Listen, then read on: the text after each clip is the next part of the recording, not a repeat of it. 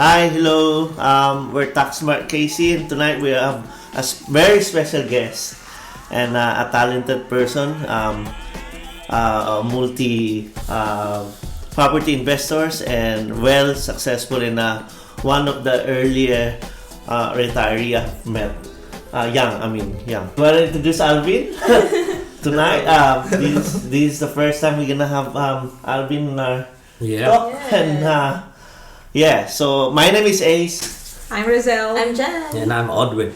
And before we begin, guys, this is just a quick announcement that whatever we talk here is not financial advice. Always speak to your expert, your accountants, or your financial advisors. Thank you. Alvin, thank you for thank you for having me. and showing up to our invite. But first of all, I think everyone wants to know, maybe introduce yourself, like a little bit of your background and what you do now.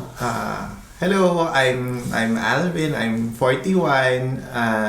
I used to be a nurse. I retired 2 years ago when after I turned 39 during the height of the pandemic. And what do we do now? I answer people's questions. We travel. That's it really. We spend time traveling and Spend time with your helping friends. others. Correct. Yeah. We are about to go to the Philippines to do resume our volunteer work, which was stopped because of the pandemic. Oh, yeah. So, yes, that's it. Yeah. I think he's just humble, but Yeah. he Way more than advocates. Very that. humble. Yeah. He advocates for everyone who wants to be successful, Yeah. not just in their field, but also in how to create work. Sorry. Yeah. And to retire early. Exactly. That's the number one. And I met Alvin back in Sydney when he moved from Christchurch. From New Zealand. From Wow. New Zealand. That was 14 years 2008. ago. Yeah. Wow. What? 2008. Never look back. In the humble nursing. There's a quarter. Yes. I arrived with $2,000 to my name. Oh my gosh. And I was, I was when I was starting here, I was earning siguro around 2,000 a fortnight. Yeah. Which is back then it's big. That's I did not know reasonable, any right? better. Yeah. So yeah, that's And we were humble renting a beginnings. $50 room. 55. Oh, sorry, 55. $55 including utilities. Wow. And it's a shared bathroom. shared bathroom, shared kitchen. Yes. Wow. Yeah. Semi And then it was privacy. condemned after 5 months. After 5 months. The building. So did you have to move out in a rush? Yeah. Yeah, 24 hours. We're given. Wow. I heard that. Yeah. Wow. Oh my gosh. So that's where we met. Yes. And the rest is history. So you've been friends ever since? Yes. So Ace mentioned that you own multiple properties. Yeah. When did you start? How did you start? And why did you start? So the first property was the first contract was 2013. The why was when I was finishing, because I did before I did nursing, I did pre-med before. So I was doing my second degree, and our family went into financial hardship back in the Philippines. So I saw how my parents struggled.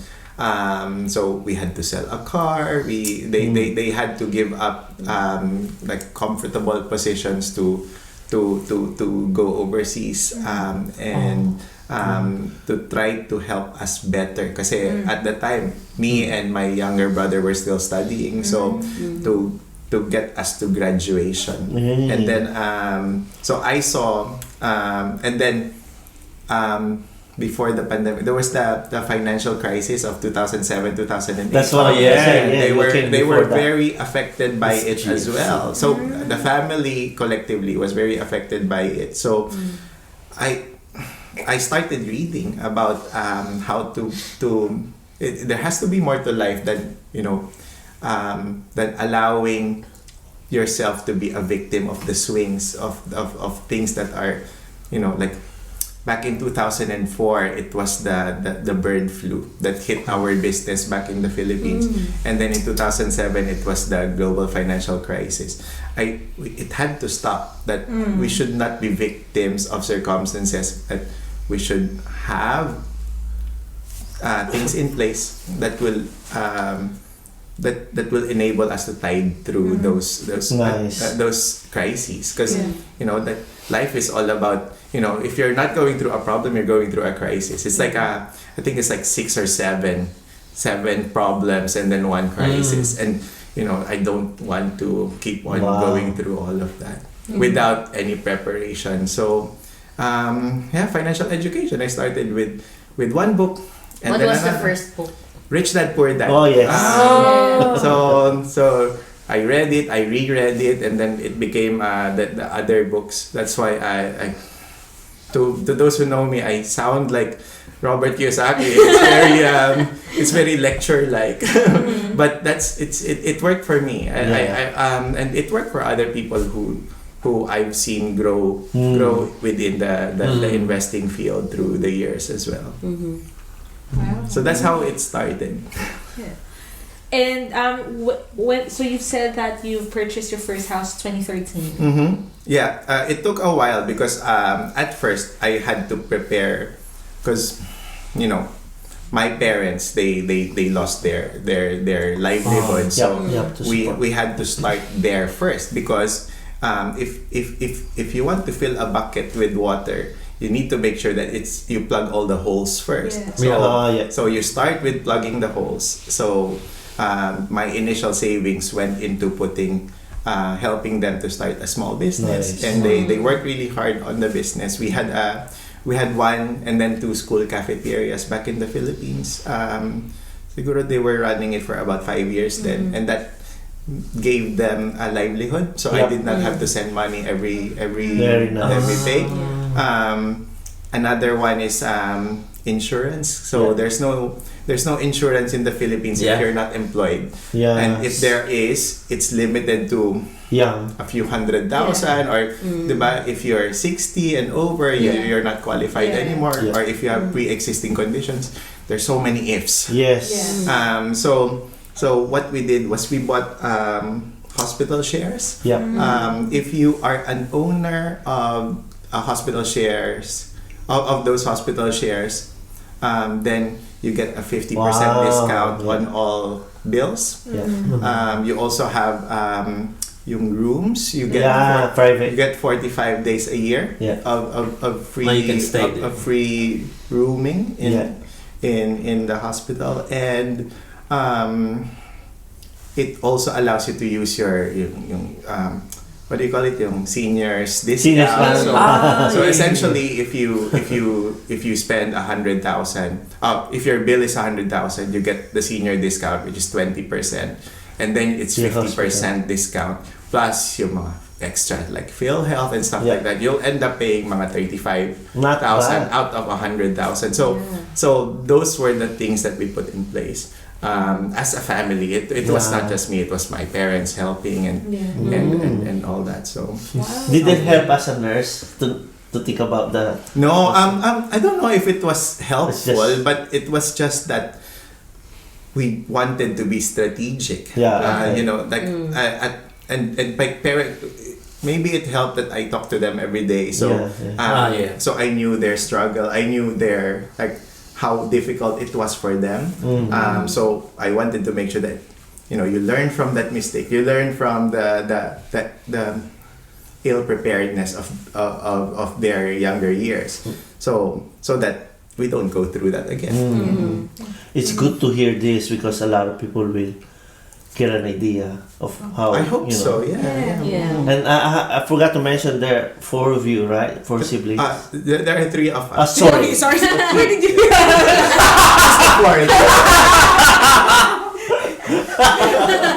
But I'm trying to say, like, the 3 of you, yes. so you're also helping each other, right? Yes. And it's good if you have.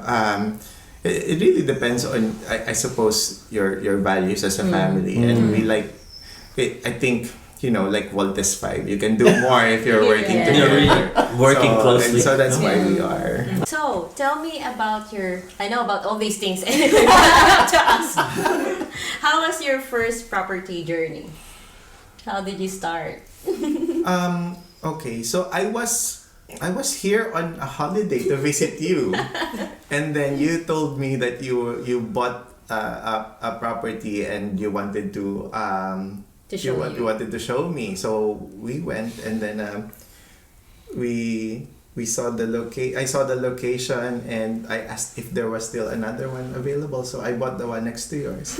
So that's how it started, and then after that, we had our first tenant who eventually became our good friends, and it just snowballed from there. I think the first one is the hardest Yeah. because there's so many things that you think you need to see all the lights to turn green first before you start moving, but you actually don't.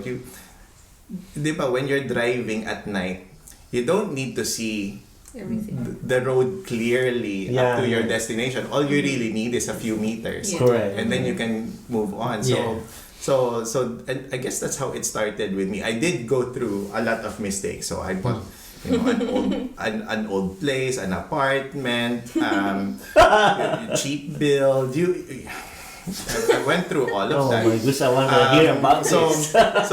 And obviously, if you learn to make if you learn the skill of how to learn from your mistakes, then you're not bound to repeat it. Then you smarten up a little That's bit. right. Yeah.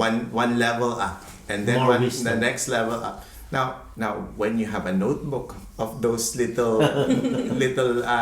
skills, and you don't repeat your mistakes, then your next one becomes easier, and then your next one becomes easier, and so diba, life is just a series of problem solving. Diba, as long There's as you're only a solution, right? so as long as you know how to find the solution, then you will be you will take on harder and harder problems, but then just keep on accepting the challenges. Wow. So what about those guys on the edge? They think it's a daunting process. What is your advice? Of course it is. It's very daunting. I remember when I was looking at back then it was still a paper contract, diba? They sent you these really thick Sign here, there's a tape here, sign there. It's daunting, and with when we started, we did not know that we have to do review with the lawyers, review with the conveyancer. So I thought I had to read all that, but I did not have the time. Like, how can you read 500 pages of documents full of lawyer terms? Yeah. So, Section this, article so this. it is daunting. I will not I will not say it is otherwise, but get the help that you need. Yeah. If I like. so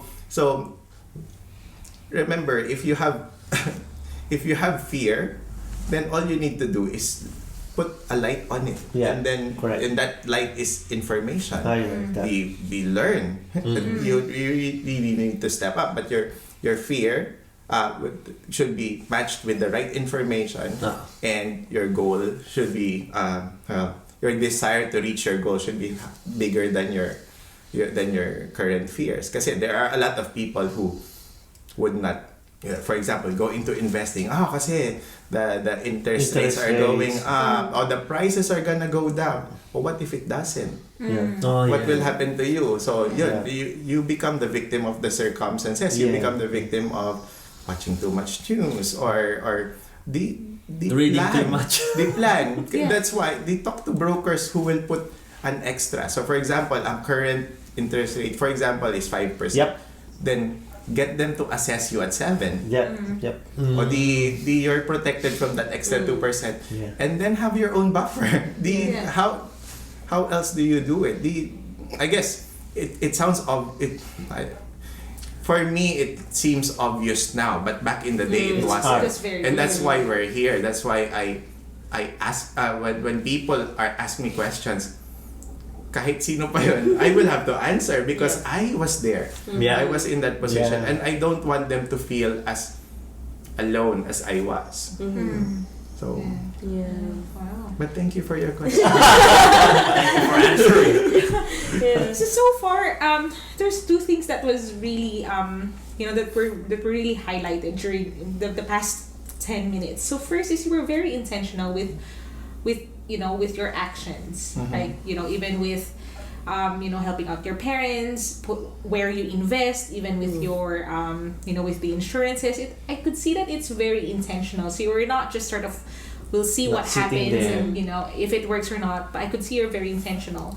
Second thing is that you were ready for opportunity, because when Jen showed you the property, it seems like because you won't think like, nurses are paid well, but Especially you came from Sydney. but you were single. You purchased your first house At the $2,000 per fortnight. with wage.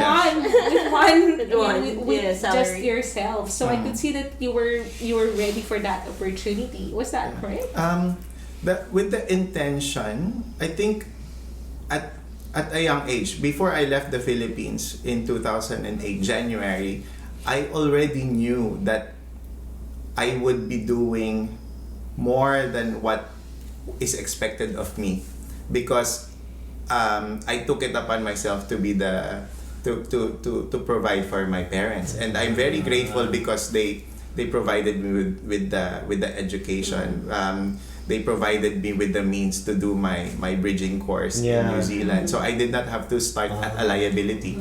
So I started with at zero, yes, but with the right tools, with the right education, and then I just supplemented it with financial education, which is obviously not taught elsewhere, and my parents were not in a position to teach it at the time. So I guess the books helped because they kept on saying, know your goals. So I started with goal setting. I like that. But the goal setting is first. You don't stop there because that's a dream. So you start with the goals and then your strategy. So which is the best avenue? And I did research. Like I looked into investing in the Philippines, which I did, and it did okay. But we are here, so it has to help us Good here. point. Yeah. It sounds like I was very.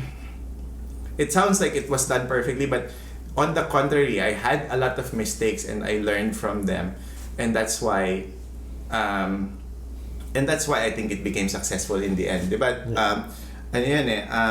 there's a book. I forget the names of the titles of the book sometimes. This is the number of books you read. There's your success is determined by how fast you fail. So the more times you fail, but you learn from them, Yes. the better you become, diba? You level up straight away. So don't be afraid to try. I suppose that's a start, and then embrace failure and learn from it. So that's the first one. The second one is if you're always prepared and you see opportunity, then you become lucky, diba? Luck equals opportunity plus preparation. If you're ill prepared, you don't have the preparation, and then you see opportunities, then that is what you will say, oh, sayang, I should have done that. Ay, sayang yung bahay na yun, that was so cheap 10 years ago. Then you become part of that vast majority of people who have regret in their hearts. Don't put yourself there. Always be prepared. Be a Boy Scout. They always have savings. No, because if you want for example, if you're on your first property or you're looking at your second, be prepared. If you have money, then if there's an opportunity that comes along, then you can pounce on it. But if you don't, you lose the opportunity. So just you cannot just be a spectator at your own life. You have to be, yes, you have to be in the game. You have to be in that way intentional, but you have to be brave to go into the arena. And before you go there, you practice. Right, ready to pounce. So. I know you're just humble, Alvin, but I'm proud of you. So We all you got Yeah. you have multiple properties. Actually, I don't want to say the numbers. You have more than 10. And I want to ask you the two things you said. You failed on apartments and established house. What are the key learnings from those? Maybe you can share it to us. Okay, so I bought the first house for about 300,000, and the first apartment for about 378.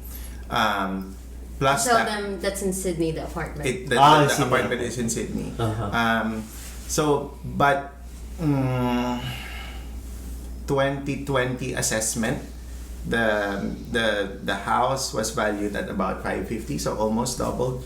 The apartment was valued at 400. So now, how can you use where is your capital growth?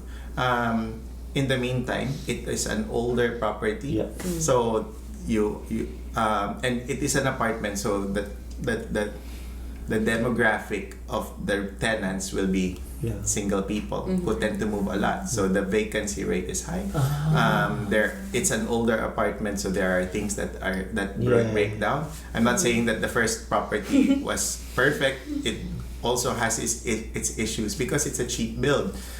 So that's also a learning curve. But comparing the two, because they settled at the same year, then the choice becomes obvious in hindsight. But at the time, you didn't know. You think, I have an apartment in Sydney. Yes.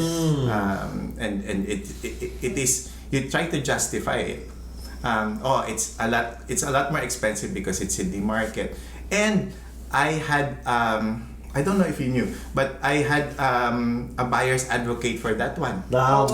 Still even with the buyer's advocate. Yeah, I So paid it's not even 8,000. I paid 8,000 for the fee. Buyer's agent. Yeah. I always thought it would Wow. be an assurance if you have a buyer's advocate. No. So because if it works for them, it is not automatic that it will work for you as well, because you're buying at different times.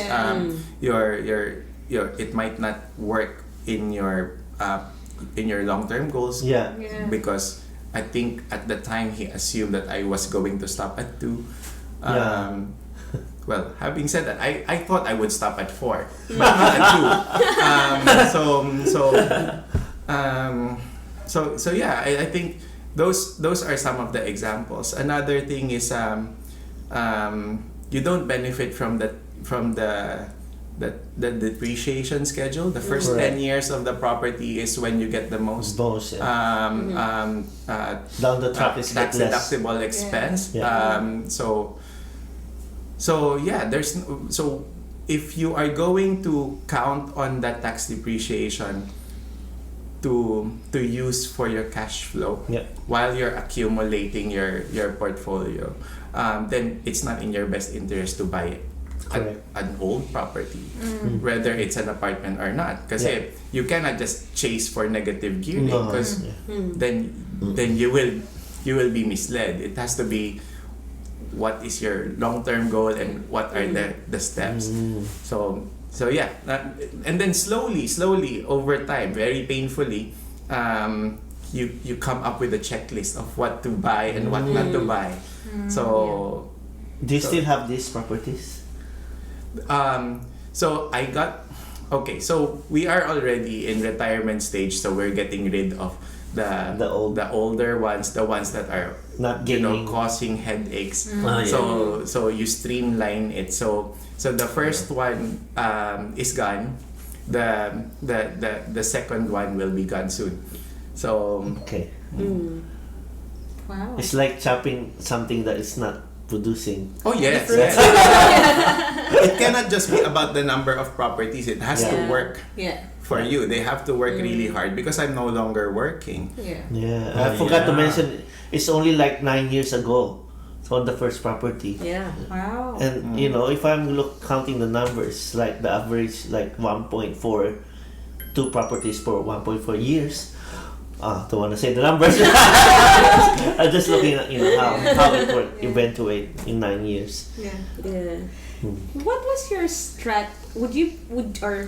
would you share to us your strategy in terms of buying the properties and the long-term goal? Because I know you were as I've said, you were very intentional with how many properties you buy, and because you have a long-term goal for your retirement, like even the number of properties and things like that. Would you be okay to share that? Actually, the number of properties that kept on moving. Initially, I saw a notebook from 2016 where I wrote goals, goals for long-term goals was to own 4 properties by the age of 40. So somewhere there. Did you just get it in 2 years time?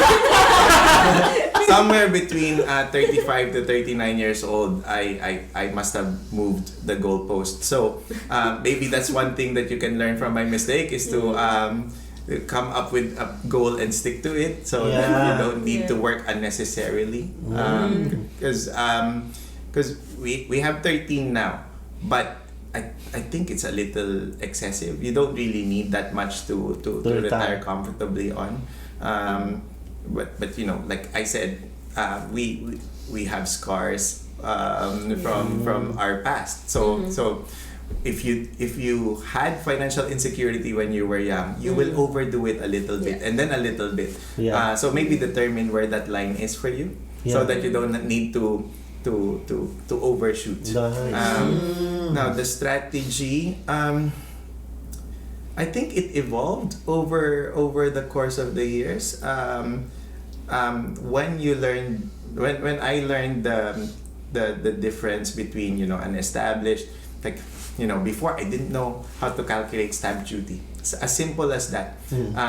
That if you buy, let's say, a 600,000 property established versus an off the plan, then you're paying about 22,000 more in stamp duty, and that is out of pocket because I'm also quite careful of my loan to valuation ratio, because I knew that at some stage the banks will start saying no. So the stamp duty was always out of pocket for me. So I used so those are the things that I did not know when I was starting. Not that so for those that are just starting, then be more thorough, I suppose. And so I stick to brand new properties now because of the experiences. Not for the tax purposes anymore, but for the headaches. I don't want phone calls, maintenance, and stuff. I don't want the extra unforeseen expenses that is brought about by and the client preference. Like if you want a young family to live there, then you have to assume that think of what they would want. No one wants to live in an older house with smelly carpet. Then don't buy that. It should be marketable, right? And don't. There will be people out there saying you should buy these big blocks of land because you can subdivide it in the future. That's a lot of hard work. So maybe interview people who have done it multiple times, who have been able to retire early. Because if you're doing it as your full-time job, you're not really retired. You're doing it as a job. You just changed careers. It's like a good profession.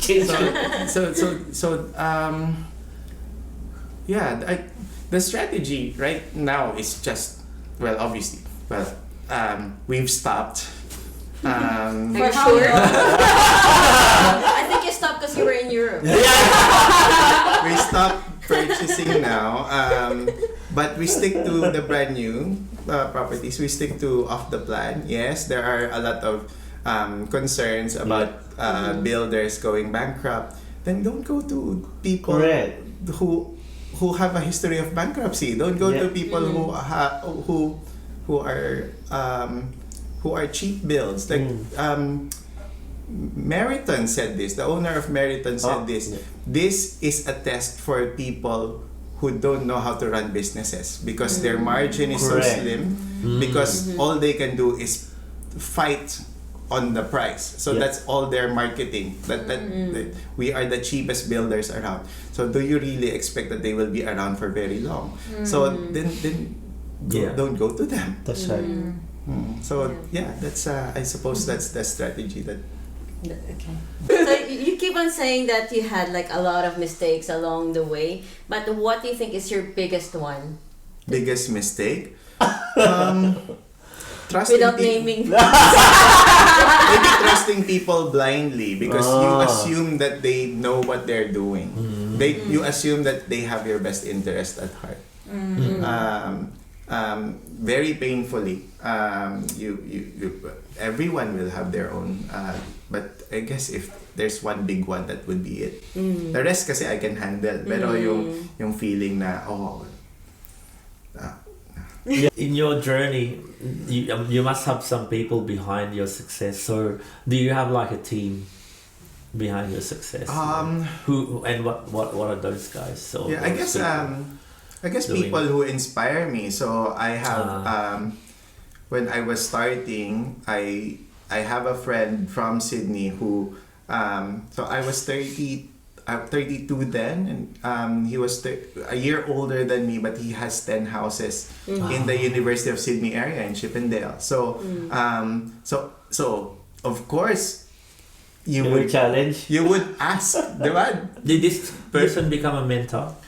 Yes, for a time I asked him. How did you do it? And can I?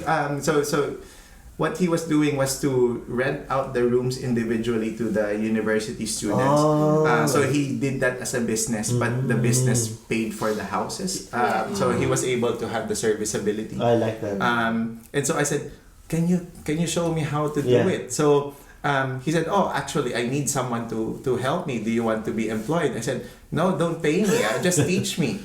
And so I worked for him for a campaign, so like a month period in between terms where the outgoing tenants were leaving and then the incoming ones were going in, and we were doing the contracts. And he taught me everything he knew because he said it's because you were willing to work for free for education instead of coin.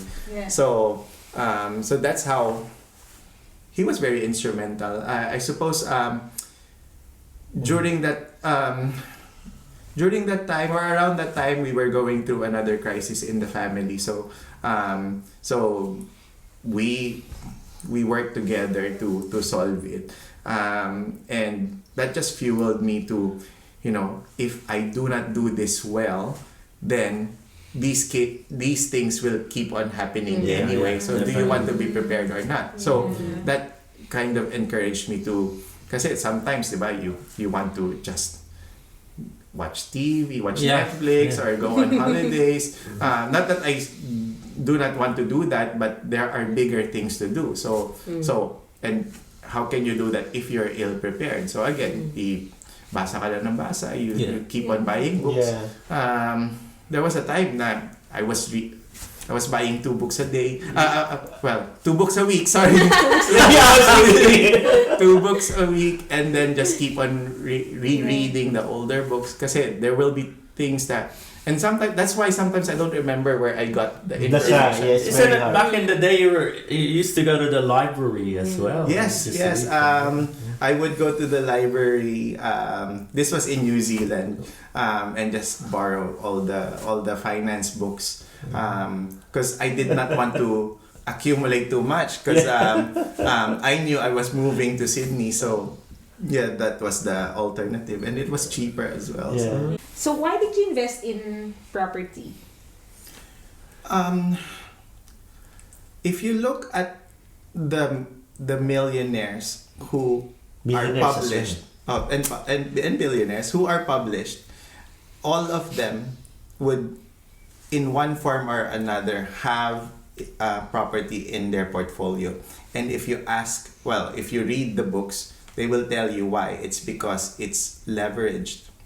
So for example, if you have $50,000 and you put it as a deposit for a $500,000 house, if the property goes up 5% for the year, then your net position there is now 75,000. Correct. Now use that same 50 for the stock market. So you buy 50,000 in shares, and then the stock market goes up, let's say 10%, the average. So your 50 becomes 55,000. Yeah. So which one would you choose? Of course. A so-so year of 5% in real estate, or a so-so year at 10% of 5,000. Very volatile. So now imagine that leverage of 1:10. 1:10 because 90% is lent out to you by the banks. Only if you can. If not, then do the 80%. Then you get the 1:5 or 1:10 leverage. So you benefit on the full amount. So that's why they do it. And I would not say that all of them became millionaires because of it, but it's part of their portfolio. Correct. And if it's good enough for the billionaires, it should be good enough. Who am I? No, I look at it. It's like 45% most of the billionaires are into property, and not talking about the other ones who also have portfolio. Yeah. So one way or another, they have properties. Yeah, definitely.